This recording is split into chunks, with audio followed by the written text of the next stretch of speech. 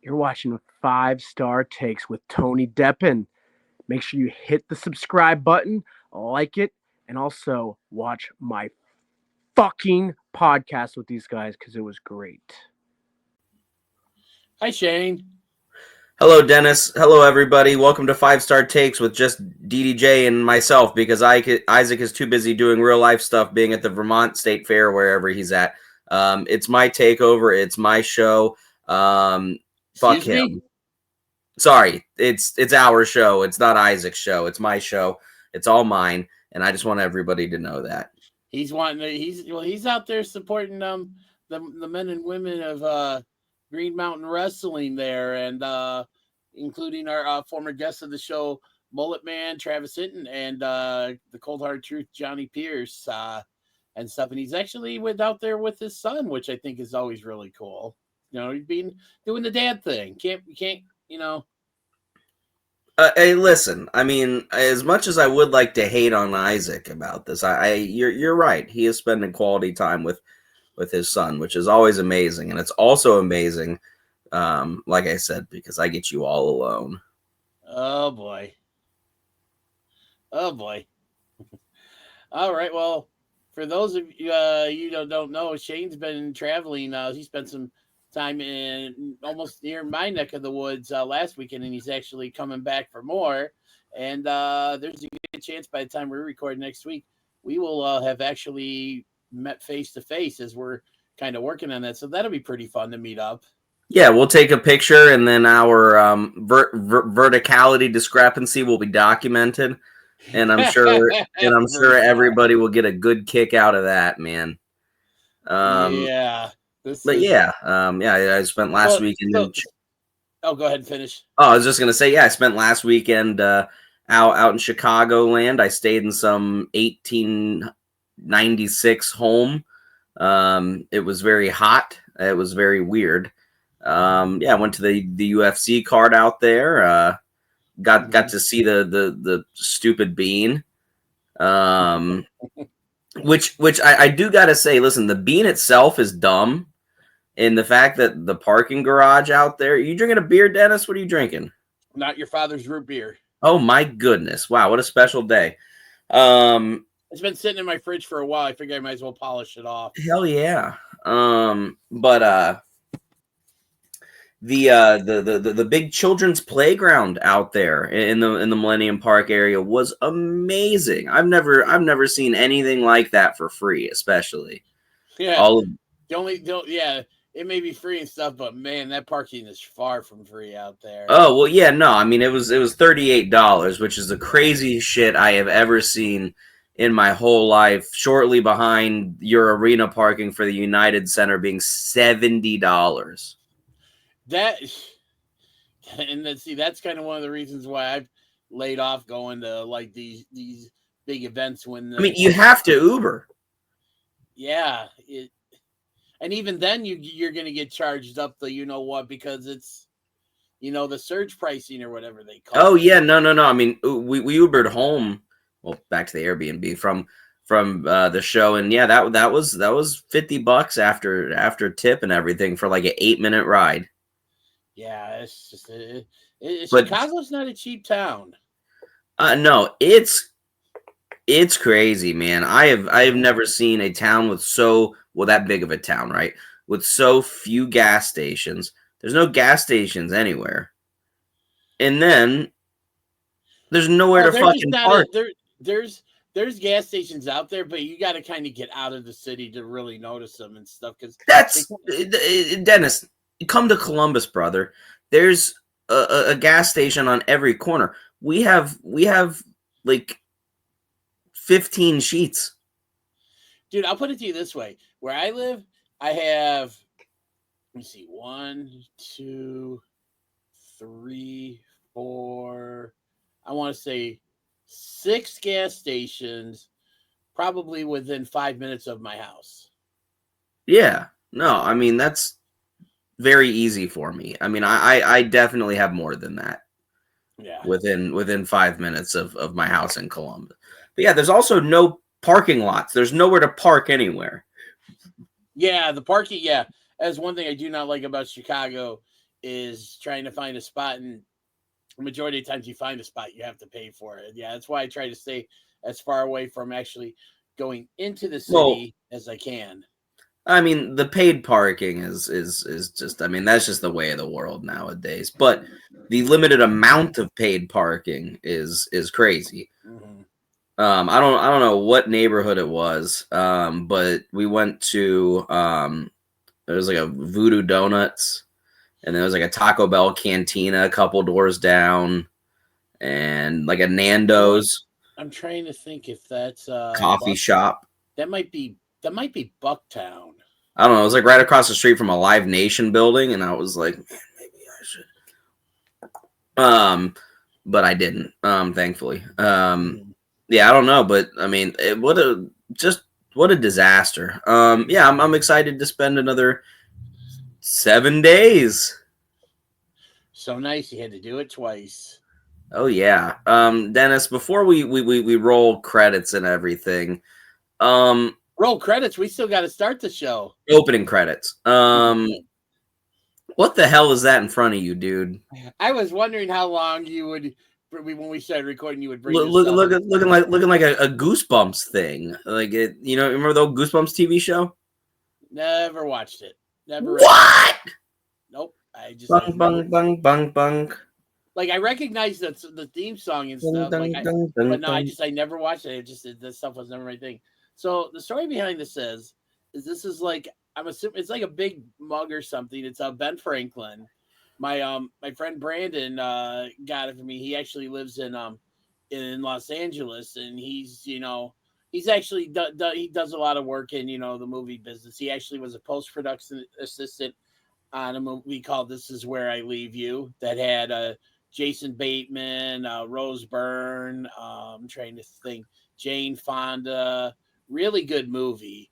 And he's done some other stuff. He's done some stuff. He's worked for Netflix. I forgot what he's doing now, but he actually got this for me. This is a very belated Christmas gift that he had shipped to our mutual friend Daryl, and Daryl had brought it to me when we got together with our wives for dinner last Friday night after he and I got done seeing Nobody 2, which was a freaking phenomenal movie. And I also picked this bad boy up from the movie theater as well too.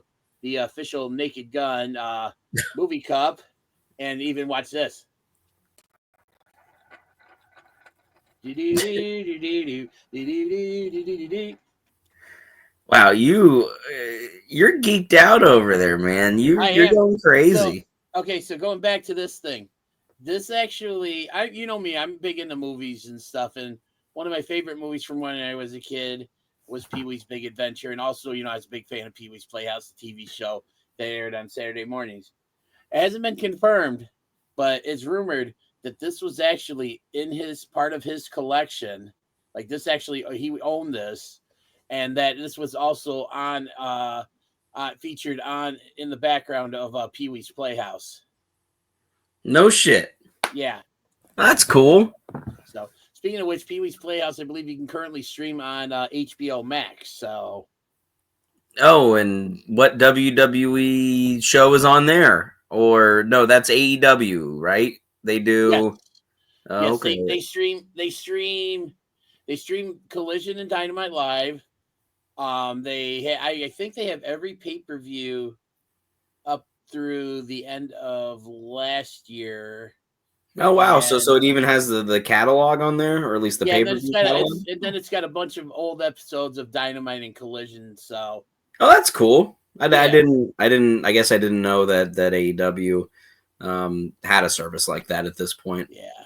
And that, so this is just, like I said, a pretty cool piece. And he also insisted that this be featured or shown at least on one episode of the show. So I am fulfilling my duty of doing that for you, Brandon. So if you're watching this, you're welcome. And thank you for the very nice gift. Yeah. We got a new set piece. I was shocked when I hopped on. Yeah, you were kind of like, what the hell is that? And I told you I wanted to wait till we started recording stuff. Yeah, no, like I said, say cheese and die action. No, definitely not that. So, all right, so we're going to go ahead and start the show so we can get right into it. So we'll be back in about 60 seconds.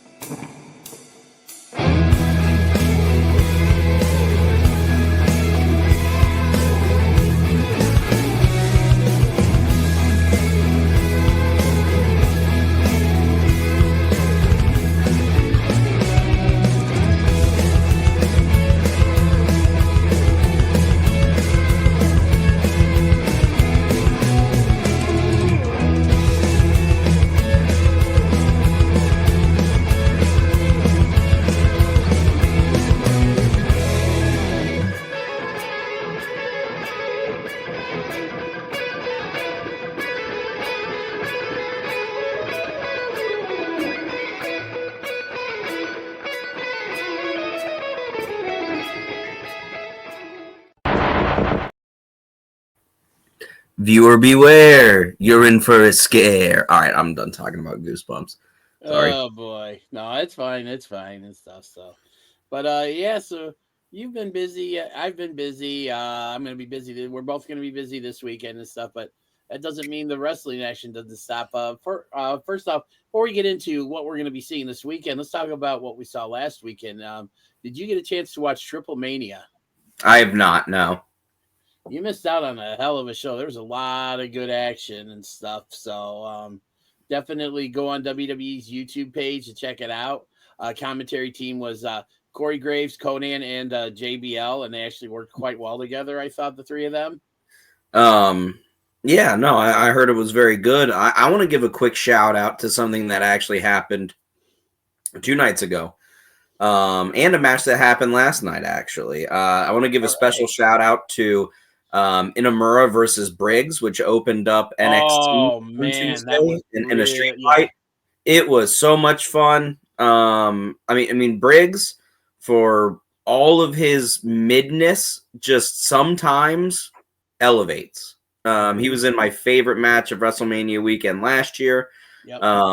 That's one of the more fun TV matches, especially from NXT I've seen in quite some time. They did some fun ECW callbacks. They did a little bit of the "Thank you, sir, may I have another?" Raven, Tommy Dreamer, kendo stick shot action. Speaking of ECW callbacks, did you see the New Jack tribute that Jey Uso did on Raw on Monday? Yes. That was cool as hell. Yeah, very cool. Also, shout out Paul Heyman joking about Tommy Dreamer being dead when he's not actually dead. I was laughing so hard I was crying.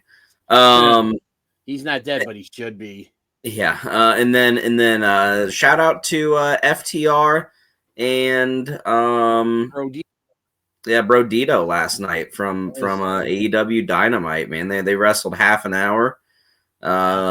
FTR are still, one of the greatest tag teams of this generation.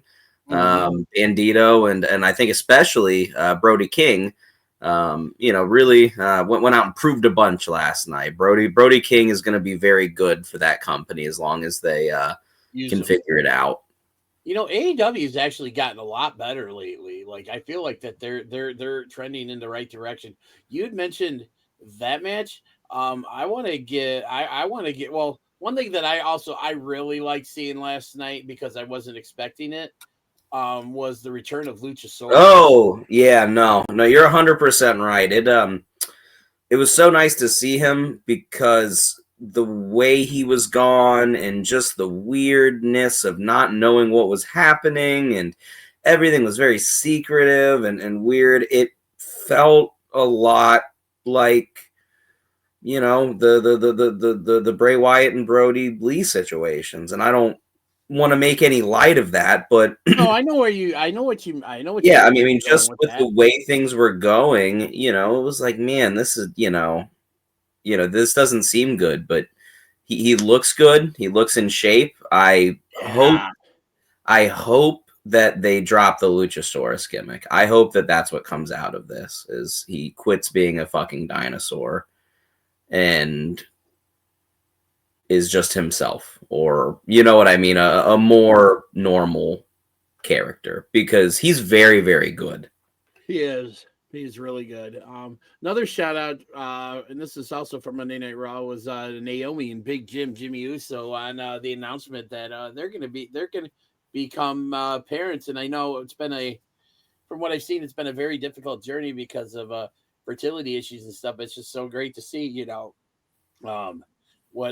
fact that she's going to be a mom, and and the funny thing, the best part about that was when she made the announcement. And then she went into like a full-blown heel promo. Oh, man. Her just shitting on Adam Pearce was very funny. Mm-hmm. Get to stepping. Get your ass out of my ring. Shout out to Big Jim and Naomi. And I haven't wish been them nothing. Wish them nothing but the best. And I'm sure that when Naomi comes back, she'll have no trouble getting right back to where she was at. And one other thing too, Now I'm trying to remember what it was because I forgot what it was, but it was I've not been a huge fan of this person for a long time, but I got to give a shout out to Becky Lynch for her response for her tweet directed at Naomi when they made the announcement that she's being pregnant about how irresponsible. Oh yeah, very funny. Pregnant with champion when like 5 years ago, a little over 5 years ago, basically she did the same things. I thought that was hilarious. I mean, and really, what was one of the super feel good moments of that era? You know, I mean, I don't know if I'll ever forget that. Yeah, that was with her and Asuka because Asuka won it was the Money in the Bank, right? Yeah, and yeah, then she that was the one from Titan Towers. Yeah, no, and then because it looked like Asuka, you know, didn't know. I mean, it looked like they told her shoot style, just with the way she reacted and how jovial she was, you know, and it was funny because. I remember you could kind of see her trying to like snap back into character and like care about the championship, but she just kept on cheering. Yeah, I remember that. That was really nice and such a sweet moment. Yeah, there was a lot of stuff. So, but yeah, good week of wrestling stuff. But going back to Worlds Collide, I mean, great show. We saw some new champions crowned. El Hijo de Dr. Wagner Jr. Defeated El Macias for the I think it was the Latin American Championship in a really good match. Worlds Collide or Triplemania? Triplemania, thank you. Worlds Collide. I just wanted to make sure I didn't miss. No, you're right. Thank you for calling me out on that and stuff. But for those of you who don't know, El Macias is if you watch Lucha Underground, that was Mil Muertes. He was also in TNA as Judas Macias, and he had that first one of the first. Wait. Judas Macias was Mil Muertes? Yes. For real? You didn't? Are you serious? You didn't know that? No. Yeah, no. Mil Muertes was Judas Macias. Oh, that's fucking awesome. And stuff. So, but did you you know do you know Jeff? Here I might as well just since I'm blowing your mind. Jeff Cobb was Matanza Cuevas. Yeah. No. I knew that. Yeah. Okay. Yeah, no, and I know that Swerve was Kill Shot, and you know, BDT was Prince Puma, and you know, Pentagon broke Chelsea Green's arm, and you know, all of that. No, I honestly did not know that Judas Macias was Mil Muertes. That's nuts. Yep, it's super cool and stuff. So, but it was a really good show. The main event was the Fatal 4-Way. It was Dom Mysterio, Dragon Lee, El Grande Americano, who, by the way, is ridiculously over in Mexico. He is. And challenging Vikingo in a 4-way for the AAA championship. And they basically someone had and the Vikingo won, and he was met with a round of boos, and somebody had called, I think it was on Busted Open, like the either Monday or Tuesday or something, and had made the comparison, and I thought it was really good. Basically, because people are trying, a lot of people are trying to figure it out, why is Vikingo getting booed? And basically the best comparison I heard was that basically they're trying to do with Vikingo what they tried to do with Roman Reigns back in like 2016, 2017, 2018, and that was shove him down everyone's throat, and the people how they rejected Roman, and they're doing the same thing with Vikingo. Which is weird because you don't see that a whole lot in countries other than like Canada, Britain, and the United States. You know what I mean? Typically in like Mexico and Japan and really a majority of the other big wrestling countries, you typically see audiences that are more, kayfabed out. You know what I mean? It's more real, and you typically see, faces get cheered and heels get booed. So that's pretty crazy that they're that against him. Yeah, well, also too, from what I'd heard was he was the one that took the title off Alberto El Patron, and despite what his what he's done and the acts he's Yeah, committed. big, He's still big star down there. He's a big star, and he's like revered down there. So I think a lot of fans are kind of resentful towards Vikingo for being the one that took the title from Del Rio, and also essentially kind of pushing him out of AAA because WWE really wasn't going to want to have anything to do with him once they acquired the company. So he kind of had to go. Yeah, I mean, if you're WWE, I wouldn't want to be anywhere near Alberto El Patron, even with a 10-foot pole. But yeah, we got a ton of good wrestling coming up this weekend. What do you say, Dennis? You want to talk about the 2 shows on Sunday and maybe predict these matches for fun? Yeah, you know what? In fact, let's do this. Ladies and gentlemen, let's get ready to rumble!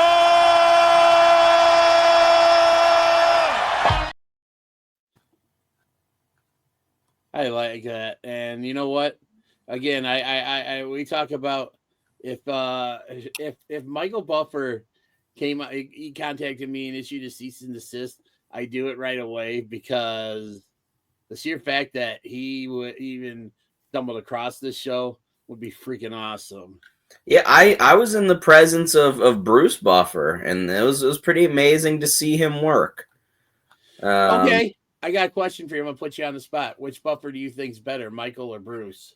I can't answer that. I didn't watch Michael Buffer at all live. You know what I mean? I was never like, I don't watch boxing, and definitely didn't watch boxing during his heyday. And I've seen plenty of him on WCW main events, but that's going back and just rewatching. I mean, I'm gonna say Bruce, but that's just because I watch UFC for 6 hours a week.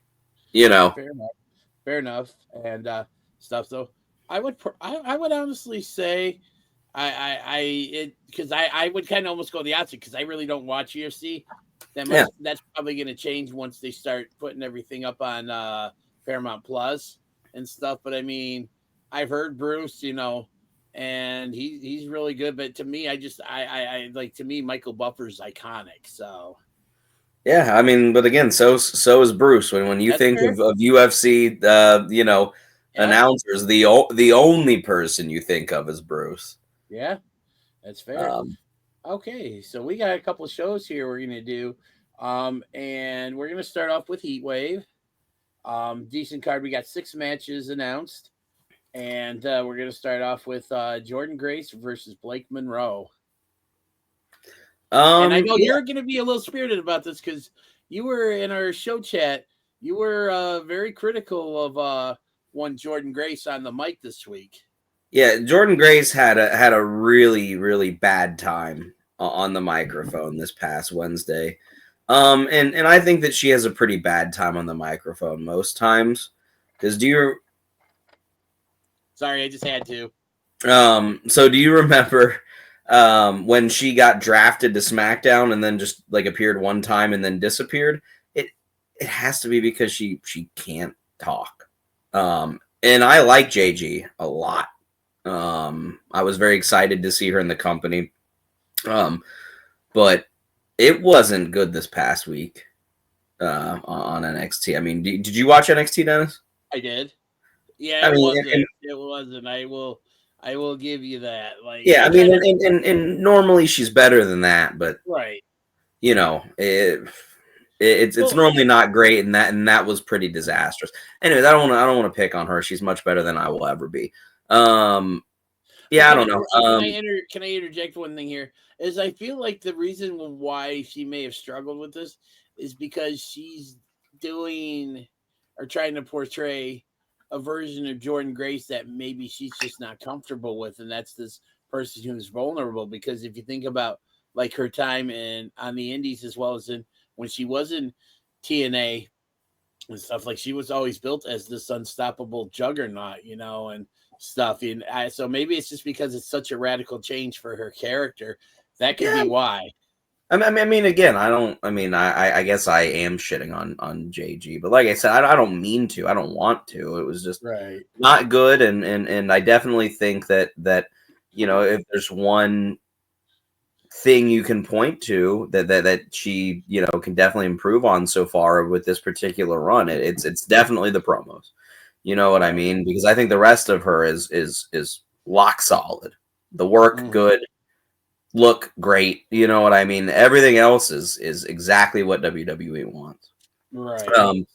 But I think it's Blake Monroe. I think that JG is bound for the main roster sooner rather than later. They're going to do the same thing with Blake that what they do with everybody now, who is experienced in other companies, is put him in NXT for 3 to 10 months. Let him kind of learn the WWE style and then immediately hot shot him. Right. They did it with both Julia and Stephanie Vicaire. Yeah, Vicaire. They're about to do it with Ricky Saints, if I had to guess. Yeah, I'm honestly surprised they haven't already done it with Ethan Page. I think that Ethan Page is way too valuable to that brand, bro. I don't think that he would be Fair. Of what he is on the main roster is what he is in NXT, and I don't think that's indicative of him. I think that's indicative of the way the main roster is booked. I know that's fair. I think that's a really good take on it. So yeah, I'm with you on this one too with Blake Monroe, because I just feel like, especially if they're going in this vulnerable direction with Jordan Grace's character, I feel like her losing to Blake Monroe is just going to kind of delve deeper into that, and I feel like kind of Blake needs that first real dominant signature win, and I mean, I think a win over Jordan Grace would be just right up, right what just what the doctor ordered and stuff. I mean, yes, she's already. I believe Blake Monroe's had one-on-one match already, but it was definitely not against someone the caliber of Jordan Grace, and I feel like she would benefit at this point in time with the way the story is. I think she would benefit greatly from getting this win than with Jordan Grace. Yeah, no. Blake's, obviously the next big thing. Do you think that Blake ends up winning the NXT Women's Championship, or do you think they kind of skirt their way around that? If you're asking me right now, I would say she doesn't win it. Because I don't think there's really, I think she's kind of a ways from being fit into this, and just because with what they're doing with the with JC Jane being the double champion and stuff, and it's like it seems like they're focusing in on. Sorry, I feel like you're gonna burp coming on. And it's just no, you're fine. Do you want me to take over for a second? No. I'm good. But I feel like that I as of right now, I don't see Blake winning the NXT any women's championship anytime soon and stuff. I mean, maybe come Stand and Deliver next year if she's still in NXT.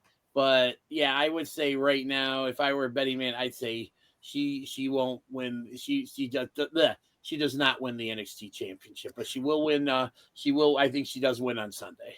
Yeah, I don't know. I think that she's got a better chance than you do. Of course she has a better chance than I do, because first off, I'm not a professional wrestler, and two, I'm not a woman. So sorry, a better chance than you think she does. Yeah, Dennis, you're never gonna win the NXT Women's Championship. Fuck you. Anyways, I just don't know who's gonna take the belt off of JC Jane.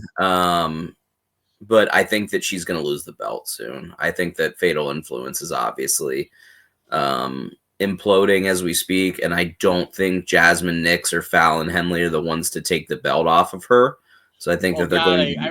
I would hope not. It wouldn't be Jasmine. Yeah, I don't. Does nothing for me. I don't. Who? Jasmine Nix. She does nothing for me. She does something for me. You don't even do that for me. No, that's an insane Dennis. My God. What's the second match on the card for Heatwave? Nice little segue there. Let me pull. That's an escape route. For the NXT Tag Team Championships, we have the defending champions Hank and Tank going up against 2 members of Dark State. Listen, I don't care who does it, but somebody needs to beat Hank and Tank because they suck. I hate Hank and Tank. I do. I hate those guys. I have hated those guys forever. I don't think they're good. I think that they're Temu fucking nasty boys. Meaning they cannot wrestle. They don't have good characters, and they're just kind of loud and obnoxious. They're fucking NXT Public Enemy. Get them. Wow. Yeah, oh yeah. Get them the fuck out of here, dude. I hope it's Dark State. I think it's gonna be Dark State. I think it's gonna be them too. But am I far out? Am I way too out of the park when I say that I feel like Hank Walker looks like he could be the long lost brother of oh god, fucking damn it, I can't think of what his name is now. I just had the guy who's in 40-Year-Old Virgin and Knocked Up, and Zach and Miri Make a Porno. Oh, Zach Galifianakis. No, not him.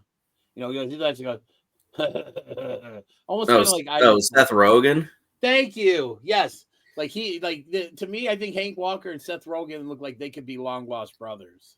I guess. I don't know, dude. And fucking Tank and Rocco Rock look like they could be fucking identical twins. Get those guys the fuck out of here. Wow. Oh. Tell us how you really feel. Oh, I could keep going about Hank and Tank. But yeah, I'm with you on this though. I feel like they're like Dark. I think Dark State's been long overdue for something like this, just because with how they're trying to be portrayed and stuff. They need something. The WWE has this weird thing where they will create these stables who are supposed to cause chaos and break everything up, and then they just don't ever win anything or do anything. Retribution. Yeah, no, I mean, Retribution. The League of Nations was very much like that. Oh my god, yes. You forgot about the League of Nations? Yep. I pulled something that you have forgotten. Dude, there's a lot of stuff I've forgotten about in the world of wrestling. That's I don't think that's true. What's the third match, Dennis? The third match is here. Hang on one second. My phone's not cooperating with me. Okay. We mentioned we're talking about her a little bit. In a triple threat match for the TNA Knockouts Championship, we have JC Jane defending against Masha Slamovich and Ash by Elegance in the 3-way. And before we get into this match, I do want to give another shout out from NXT.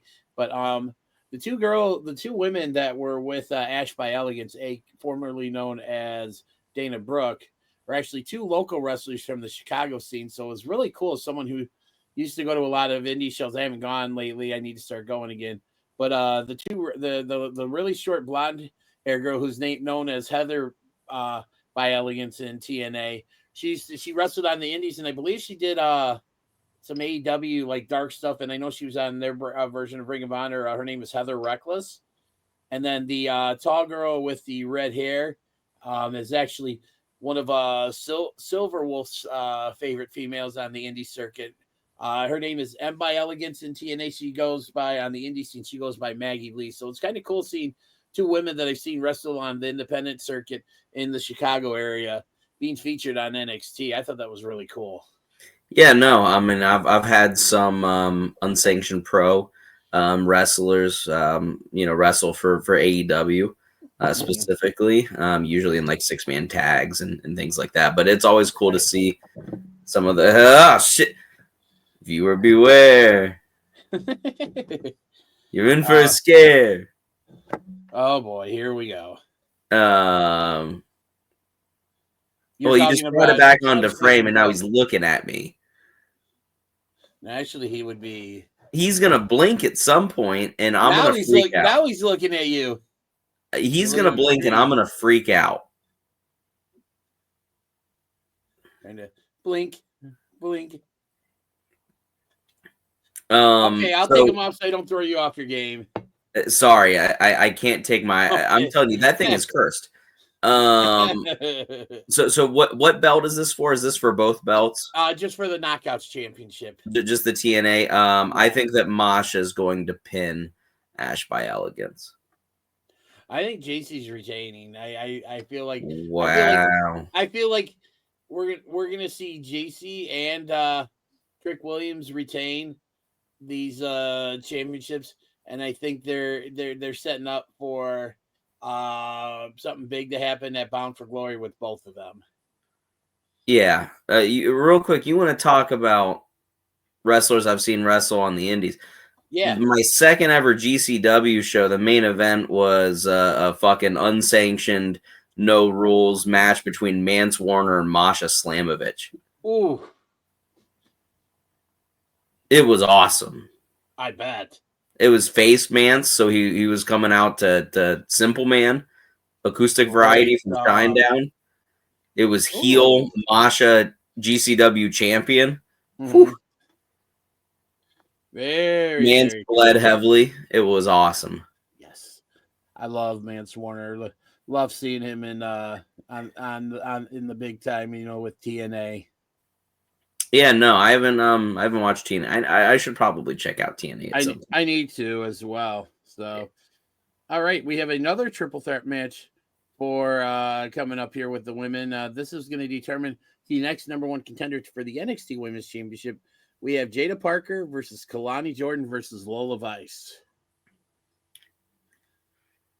Who knows? Honestly, I don't think it's Kalani. I think it's Jada Parker. I'm going to go against you in this one too. I think it is actually going to be Kalani Jordan. I think it's a toss up. I think eventually. I think Jada, like, if you're asking me someone who I think will eventually wind up winning the NXT Championship and possibly dethroning JC Jane, I could easily see it being Jada Parker. Yeah, I mean, it's any three of these women could win, and I don't think anybody would bat an eye. It really is a hard match to predict. Right. Yeah, I can't. I mean, it's going to be good. Right. So, all right. So we've got moving on here. We've got a mixed tag team match. We have Chelsea Green and Ethan Page going up against Tyra May Steele, the winner of LFG Season 1 for the women, and Tavion Heights in a mixed tag match. I think the faces win this. Chelsea Green is the type of person that will go down to NXT just to eat a pinfall loss. I feel like this is a really good time to try to build the faces. And then you can do Tavion versus Ethan. It's a good point. Yeah, for the belt after the fact.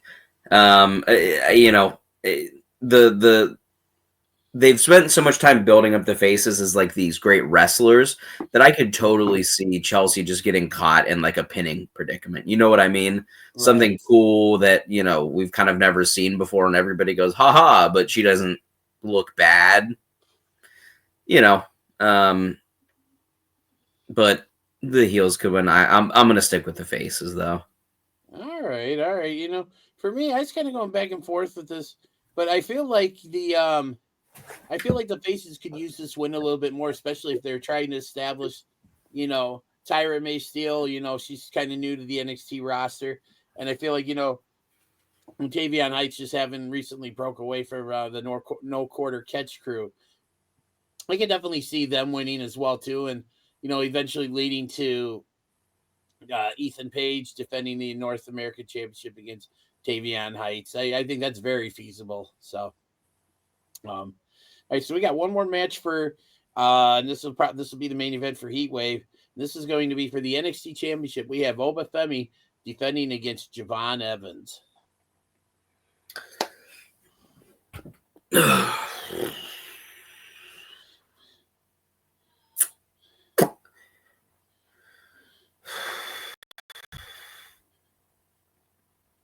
I think Javon's going to do it.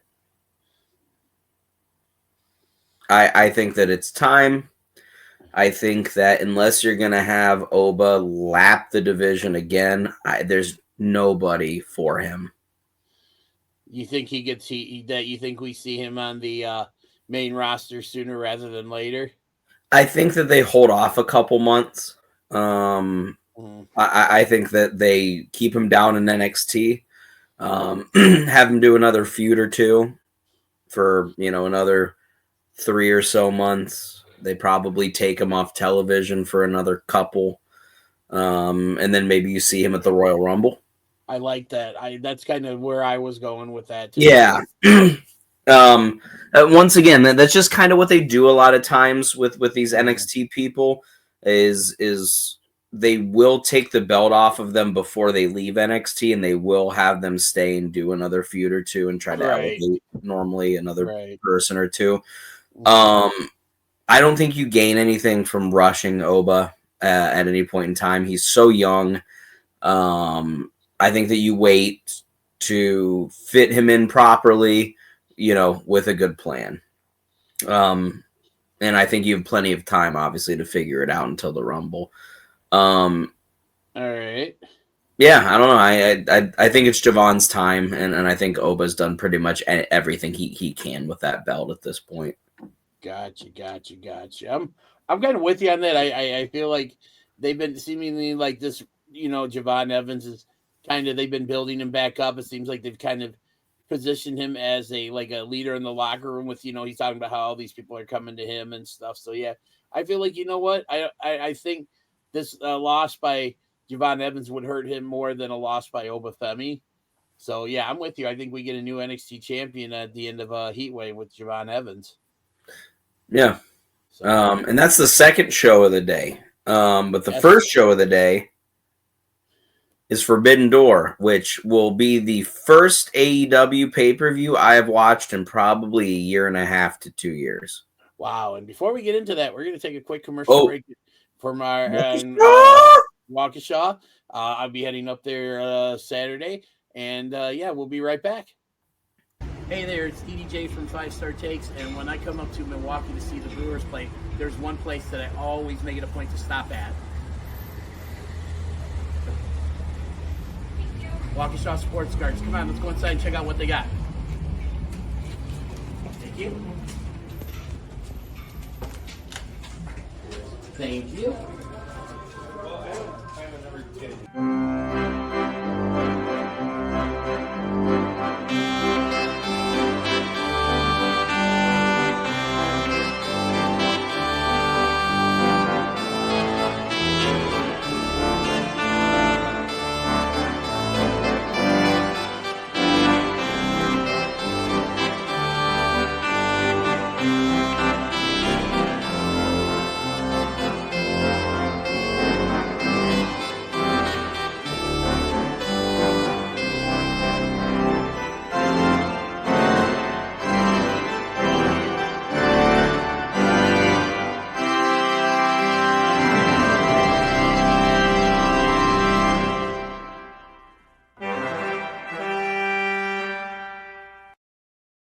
Be sure to stop by one of their 3 locations or go to www.waukeshasportscards.com. And I really have to update that because they have 4 locations now. 4 locations? 4 locations. All in Waukesha, Wisconsin. Well, not all in Waukesha, Wisconsin. They're spread out and stuff, but I mean, they're within the area and stuff. So, but yeah, I will be headed up there to their new location. Wait for an autograph signing here Saturday morning and stuff to start my weekend. So I'm looking forward to that. But most wrestling fans are going to be looking forward to it. And I'm actually really excited because this is actually turning out to be a pretty stacked card. Except I have beef. I have beef with the card. Oh, boy. What's your beef? Well, the card is Forbidden Door. Taking place Sunday, 12 Central, 1 p.m. Eastern, which is amazing. They should do that more because their pay-per-views last 7 hours. And they always do them on Sundays rather than Fridays. Also in London as well, too, which is the early start. Well, listen, I would watch more AEW pay-per-views if they did them Sunday at 1, even if they were in America.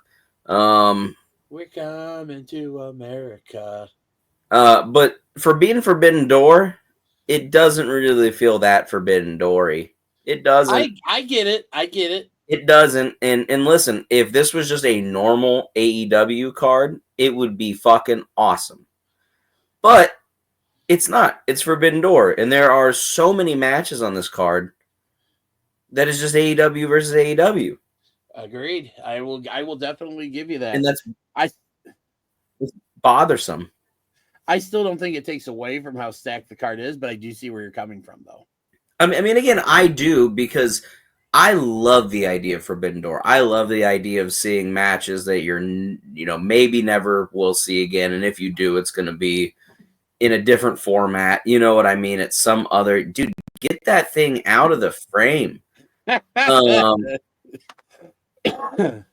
hate it. Oh man. But anyways, yeah, I'll stop bitching about it, because it is going to be a very good night of wrestling, and I can almost or a day rather of wrestling, and I can almost guarantee that. Yeah. As is the case with most AEW pay-per-views. Dennis, what's the opening match? I don't know what the opening match will be, but I'm gonna go by. I'm gonna work my way up the list here, or from that I have according to Wikipedia. And I'm gonna start off with the tag team match where we're gonna see Kip Sabian and Killswitch, who just again we talked a little bit about him earlier with the surprise return to action on Wednesday, going up against for the first time, and I believe they said like 14 years or something like that. Like that they've actually tag teamed together. We're gonna be seeing Adam Copeland and Christian Cage. What are your thoughts on this match? The only answer is Cope and Christian, unless they're gonna do some really weird WCW booking. And there's some place in my head that thinks that they could like have Adam Copeland turn heel and then be the new patriarch of the family. I would probably call my credit card company and request a refund if that were to occur. But no, I think the only sensible answer is Christian and Adam Copeland. I agree. I thought of, and if it was Nick Wayne and Kip Sabian, I would 100%.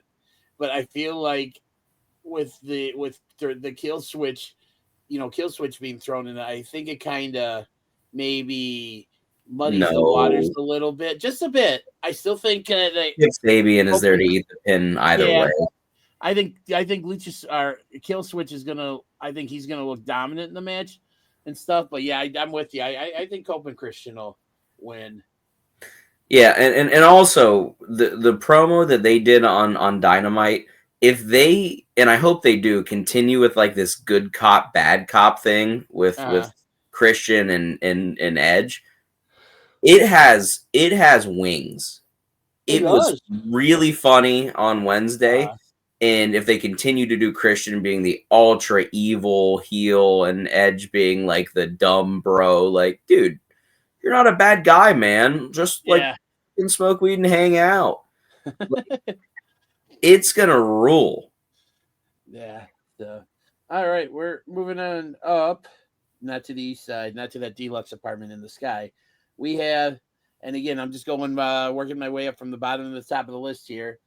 We have for the AEW World Championship, we have Hangman Page going up against Maxwell Jacob Friedman, and as announced on Dynamite, that the title can change hands on a countout or a disqualification, and MJF is not officially cashing in his contract for this match, and this was to avoid them burning Mark Briscoe alive and stuff, which I guess was kind of a way for an MJF-ish the laziest booking in the world.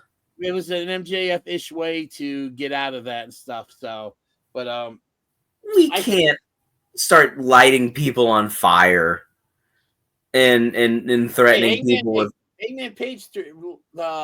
Hangman Page lit Swerve's house on fire. Yeah, but that was his house. They were pouring gasoline on Mark Briscoe. Tony Khan has to step in and go, this is not like you have to leave my like I fire you because you're a liability to your coworkers. Burning down the house. It's crazy. Yeah, I mean, I feel like because they did all of this crazy, like stacking the odds against Hangman, that's why Hangman's gonna win. I feel like it too. You know, I don't feel like you do all of this, and like especially the I don't lose my my shot, right? I feel like maybe if they did everything else, they could just lazy book their way into MJF as champion and go, well, he had the odds stacked against him because of all of these. He hit him over and over again. But since he's keeping the shot if he loses, I feel like he has to lose. I'm with you on that. I don't think it's going to happen, but I could definitely see like Hangman Page winning and then getting beat down, and then MJF cashing in his contract and winning. Dennis, that might be brilliant. But see, the thing is I feel like after everything Hangman Page went through to get that championship, the whole thing they did with the Death Riders and stuff, I feel like at this point in time, it'd be stupid to take the title off Hangman Page. Give him a decent run, then have him drop it to MJF in a few months. Maybe say Revolution or Dynasty or Double or Nothing next year. But I feel like I feel like it'd be foolish for them to take the title off Hangman Page after everything he went through with the whole John Moxley story. So I'm gonna hit you with the truth, and that's that Hangman Page is the Drew McIntyre of AEW. Ooh. And he exists to be screwed. Interesting. All right, we're gonna move right on that. We have for the IWGP World Heavyweight Championship, we have Zack Sabre Jr. defending against Nigel McGuinness. This match could be a show stealer. Yeah, and it's also the easiest to call because it's Zack Sabre Jr. Agreed. Yeah, but no, I mean this is great. Zack Sabre Jr. is the best. He really is. To me, I think if people 20 years down the line are watching wrestling the way we watch wrestling from 20 years ago, I feel like Zack Sabre Jr. is going to be one of those guys that people are like, how wasn't he bigger than what he was? Dude is crazy. He's like seriously when it comes to submission and stuff like that, I feel like he does stuff that just boggles my mind, like how he actually does it. Oh, he's unbelievable. I mean, he's unique. There's not been a whole lot of wrestlers who work like he does. I mean, you can tell that he takes a shitload of inspiration from, your William Regals and your Finleys of the world. That much is obvious. But you can also tell that he takes a ton of inspiration from like Japanese, submission workers, and they're very like flexible, right, sort of bendy styles. He's amazing. And he's also going to beat Nigel McGuinness. This is just a dream match. Yeah. So another match that I think could potentially be a show stealer, and there's a couple, like at least one more, I think in this card that we're going to talk about in a little bit. And another match that could be a potential show stealer. We've got for the TNT Championship, we have Kyle Fletcher defending against Hiromu Takahashi. It's Kyle Fletcher. Hiromu's not going to be able to defend the belt. He's not. Well, of course, he's not going to be able to defend the belt because he doesn't have the belt. He would have to win it to be able to defend it. Well, yeah, but he's not going to. Yeah. I don't think going to obligationally be able to, film Dynamite every week. Yeah. It's going to be fun, but yeah, it's I definitely agree. It's Kyle Fletcher. But that's fine. Just like the last match, I don't mind that it's easy to predict because it's a fun match that I wouldn't get to see otherwise. Agreed. Okay, we have in a four-way for the AEW TBS Championship, we have Mercedes Moné defending the title against Alex Windsor, Persephone, who I believe is from CMLL, and Bozilla, who I believe is from Stardom. So this is one of the real, the true Forbidden Door matches because we're seeing women from different promotions clashing here. This one's another easy one to predict. I think Mercedes Moné wins. Yeah, and she probably pins Alex Windsor. Yeah. So, all right. So moving on to a match that I'm looking forward to. We have Timeless Toni Storm defending the AEW Women's World Championship against Athena. And this is going to be Athena cashing in her contract for winning the gauntlet match at All In, which, by the way, if you remember, go back in the time machine. I did call that. It's not shocking that you call stuff from AEW, my friend.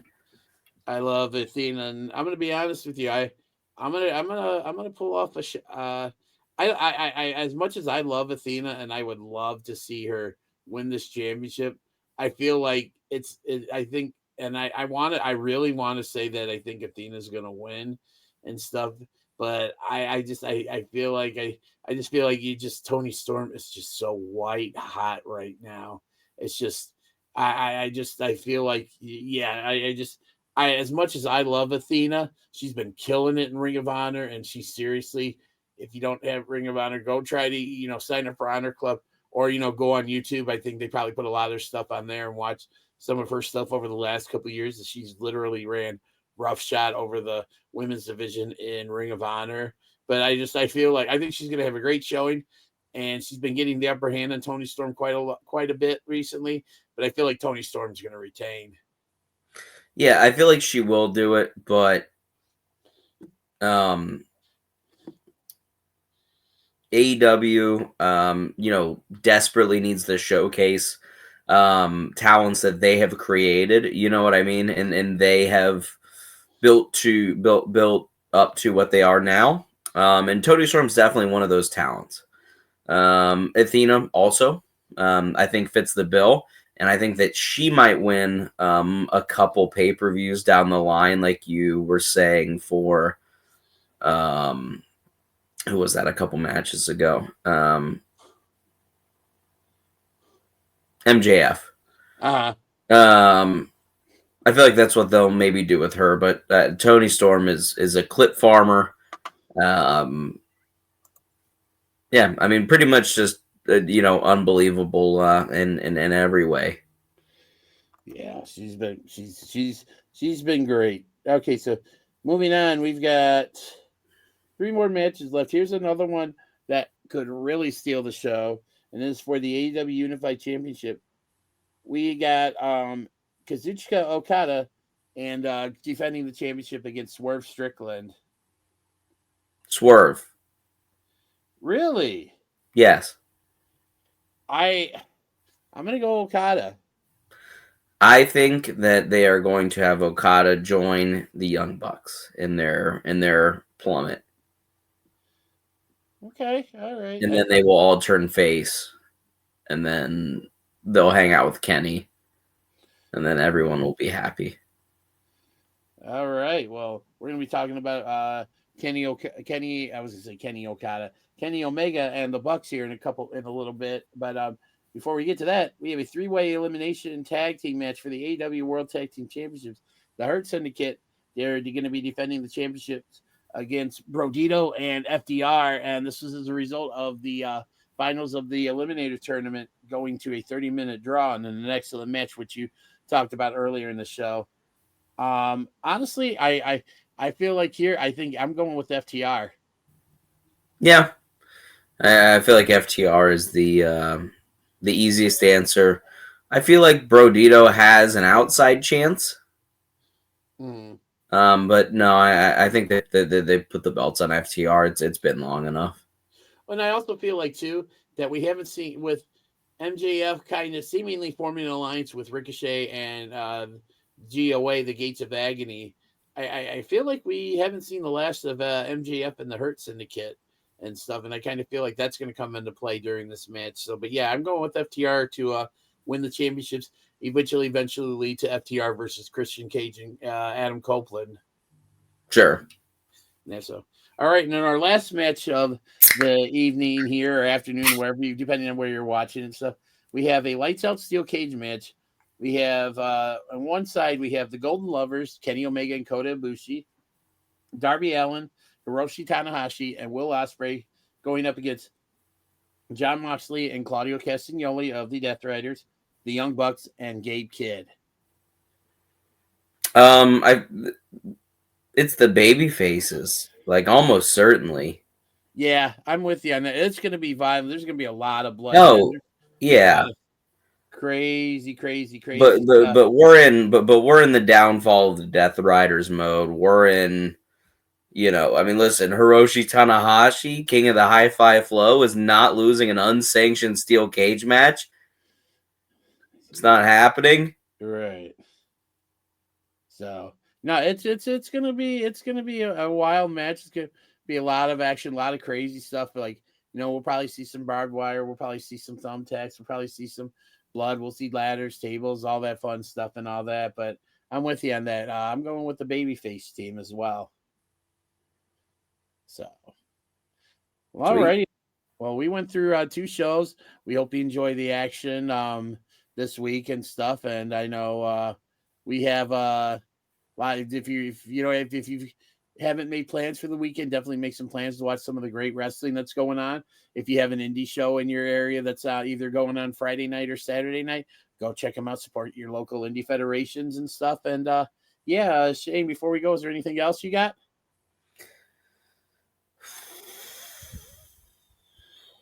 I wonder what Priscilla Kelly's doing this weekend.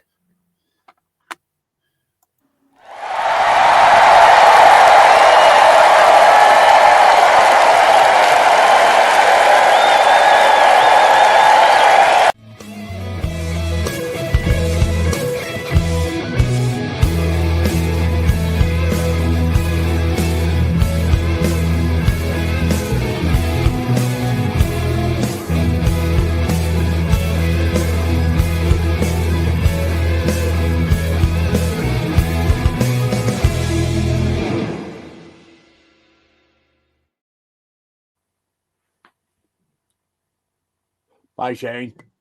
Oh, God, he's got a voice. I hear voices in my head. To me, they understand. They talk to me. Anyway, I'm wearing a Randy Orton shirt, so you know what? You should... can you do Burning My Light before we exit? No, because I don't know. I know. Hey, nothing you can say. You can say nothing's gonna change what you done to me. Now it's time to done. I'm gonna take what's mine while you burn inside my light. That was Burning My Light. We know that, but that was for whatever that was. The incredible performance. All right, enjoy Wrestling Sunday, everybody. Sorry, bro. Legends of the Ring Sting, man. This is a great figure, old school figure. Looks great. It's Sting! Old school Sting from WCW. Guys, you know us, 3/4 of the Shooting Shit team, and we're here with a listener just like you guys. This is Jimmy from Super Powers Comics. My friend of almost 20 years. He's known him since you were 12. If you know people in Chicago, you probably know Dennis because he knows half the town, of course. But shooters, if you need action figures, comics, wrestling memorabilia, we just showed you Sting. Superpowers Comics will put up their QR code so you can get a good look at everything they have coming. Give it a shot, shooters. Get your superpowers on and get your comics from our friend Jimmy, who listens just like you. Save 25% on your first order when you use the code 5-STAR. Attention wrestling fans and fans of Shootin' Shit podcasts. You can now be one of the cool kids by going to ProWrestlingTees.com and buy the official Shootin' Shit t-shirt. Buy it now and be there at ringside.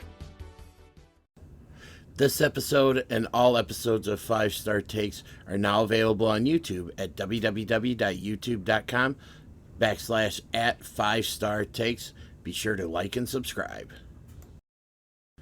Get all of your 5 Star Takes news and updates by going to our Facebook page at www.facebook.com/SHOOTINSHT. And as always, thanks for watching.